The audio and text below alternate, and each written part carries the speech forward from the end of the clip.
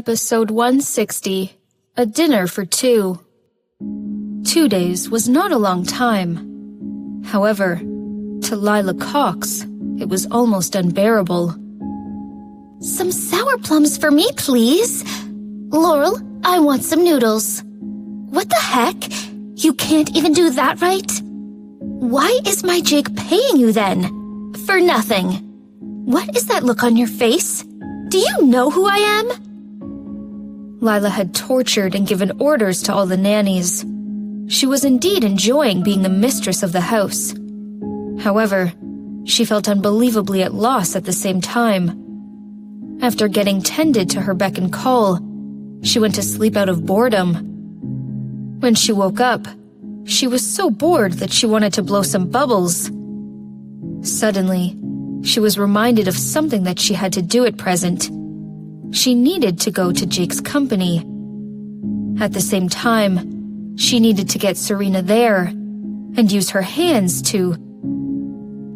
Although Jake had asked her not to go outside, wouldn't it be better if she could get rid of the baby without him suspecting her? Having made up her mind, Lila picked a loose dress that showed her belly the best and put gorgeous makeup on. The woman in the mirror looked sophisticated and beautiful.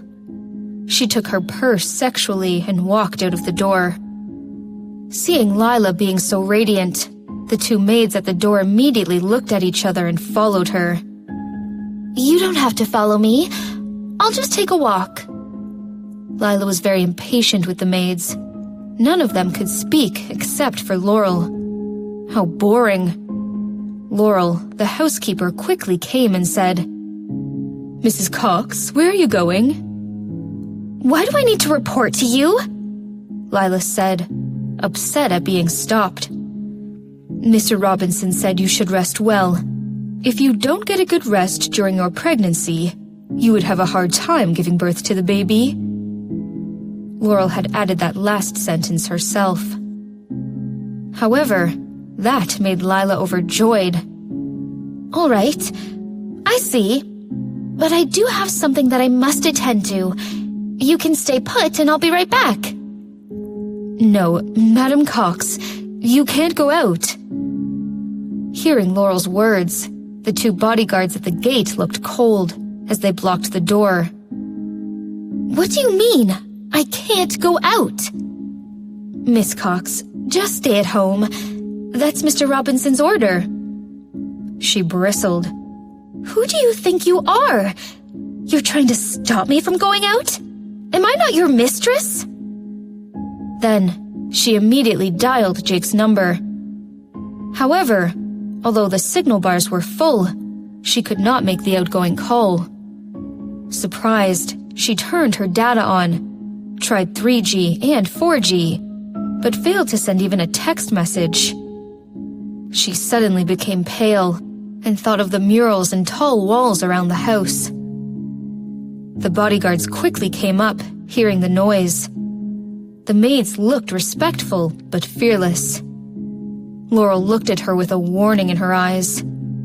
Lila's heart skipped a beat. A crazy idea filled her head. She was imprisoned. 7 days soon passed. Serena did not know how she spent those days. Standing next to a French window on the 16th floor, she gazed at cars and pedestrians coming and going on the street. As the clock ticked, her legs gradually became sore, but she could not even think of sitting down. Her cell phone rang, pulling her back to reality. She glanced at the screen of the cell phone, and it was from her mother-in-law, Nola Robinson. Serena, dear, where are you? Let's have a talk. Nola planned to meet Serena at her favorite French restaurant. In her previous lifetime, to win her mother-in-law's favor, Serena had specifically learned European table manners in order to perform well when Nola invited her to dinner. However, she only learned later that the reason Nola did not like her was not because she was not good enough, but because Lila Cox was too good. There was no way that Serena could beat Lila's position in her mother-in-law's heart. Nola had booked a VIP room. Brought there by the waiter, Serena immediately saw her elegant mother-in-law sitting inside. Seeing her, Nola gestured to the waiter and said, "We are ready now." "Mother?" She sat down, letting the waiter unwrap the silverware and place the napkin in her lap. Nola nodded, drank from her glass, cleared her throat and said, "You don't stay at home these days?" "No."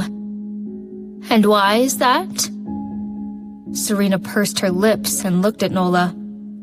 Nola looked happier than she normally was. Vaguely, she could see the calculation in her eyes. Her heart sinking, she curled her lips and said, "Mother, what are you getting at?" The waiter had brought up the food. The first plate was French-style mussels. "I know it all." Nola looked at Serena with a half-smile. "You still want to hide it from me?" "What?" Serena did not understand. Her face had pure confusion on it. "The contract." Her pupils shrank as she heard those words. She suddenly became anxious. Contract? What contract? Pretending to be calm, Serena looked at Nola puzzled. Contract? The waiter soon served coquille Saint-Jacques, which looked almost like a piece of art. Then, it was fried fish and onion soup. Serena suddenly chuckled with mockery. All of Lila Cox's favorite dishes. Nola seemed to notice that as well, cleared her throat and said, "I was a bit hungry, so I ordered mine first.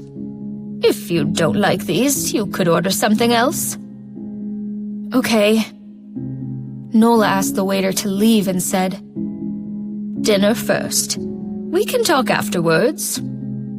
However, with the burden on her heart, Serena did not have a good appetite. Also, she liked none of these dishes. Taking several bites, she could no longer eat and cut to the chase. "Mother, why did you ask me to come here today?" "You're full?" Nola glanced at the dishes that were barely touched and said with contempt, "What a waste! If it were..." Serena also became mad and sneered. "Mother, you ordered everything that Lila likes. I don't like this kind of food. If you don't want to waste it, shouldn't you have invited her here instead?" Nola had not expected Serena to talk back and gazed at her in surprise. Glancing at the clock on her cell phone, Serena said, "How about you ask her to come here right now? Maybe she could even join you while the food is still hot." "What is this supposed to mean?" Nola was rendered speechless, opened her purse, took out the contract she had taken and threw it at Serena.